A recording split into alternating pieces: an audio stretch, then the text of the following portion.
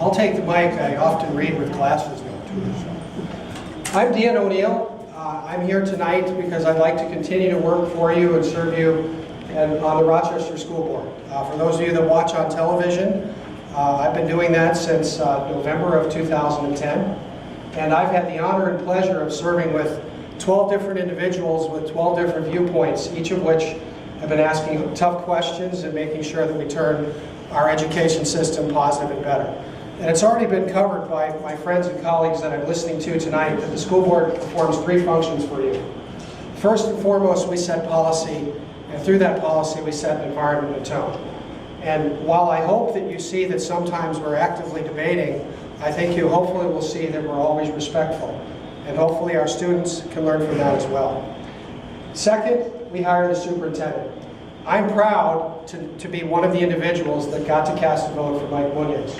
After hearing the community input for Mike Munoz and how he'd listen, how he would learn from us, and how he would lead without stepping back, I'm proud that he has been picked, and I think that most of you all who've met him would find that he's a man of integrity and a man who will listen and a man who will lead. If you've not met him yet, I'd encourage you to come to one of the listening votes that he has around town nearly every month and be part of that. He'd love to hear your questions and input. And finally, and probably for many of you most importantly, the school board manages a budget. And I didn't ask Cindy to make the sign back there that says school board, school district tax increase for last year, 0. And I'd love to be able to tell you that it could always be 0. But I would not tell you that because that's probably not the case. And as one of the individuals pointed out, the school district spends a lot of money. And we will continue to spend money to give quality education to all the students in Rochester Public Schools.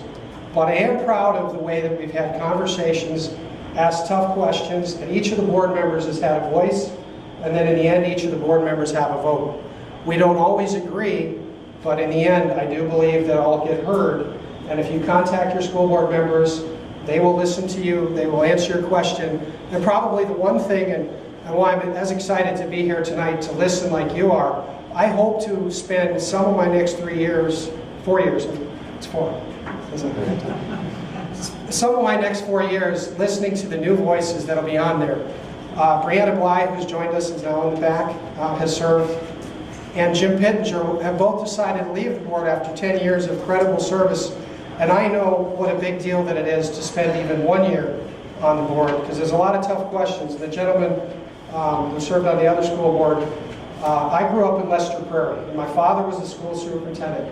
And I know that those questions were hard back then, and they get harder now. The numbers are big, and they're getting bigger. Our challenge and our choice is to listen to what people want, to learn as we go, and to lead. And we can't step away from any of those 3 roles. In addition to the role on the school board, I'm also a father of 4 kids. Some of you came here, saw Brady, Darby, Logan, and Landon. They're 6 years old up to 12 years old. I'm also active at Mayo Clinic, where I'm part of the Mayo Clinic Center for Innovation. And what we hope to do is transform the way healthcare is experienced and delivered. On a daily basis, I get to deal with technology, but more important, I get to deal with making sure the needs of the patient come first. Similarly, on the school board, I think we need to work together to make sure the needs of the student come first. I'd ask your vote in November. I'm fortunate and glad, quite happy actually, that there isn't a primary in my seat. I was appointed, as I said, back in 2010. I've not won an election before, but I'm proud of what we've done since I've joined the board, and I hope that you would consider voting for me. And I'd like to thank you for one final thing, sir, and that's for leading this ceremony with the Pledge of Allegiance. When I stand up each week that we have a school board meeting, actually every 2 weeks, but I'm proud to know that I serve the Rochester Public Schools.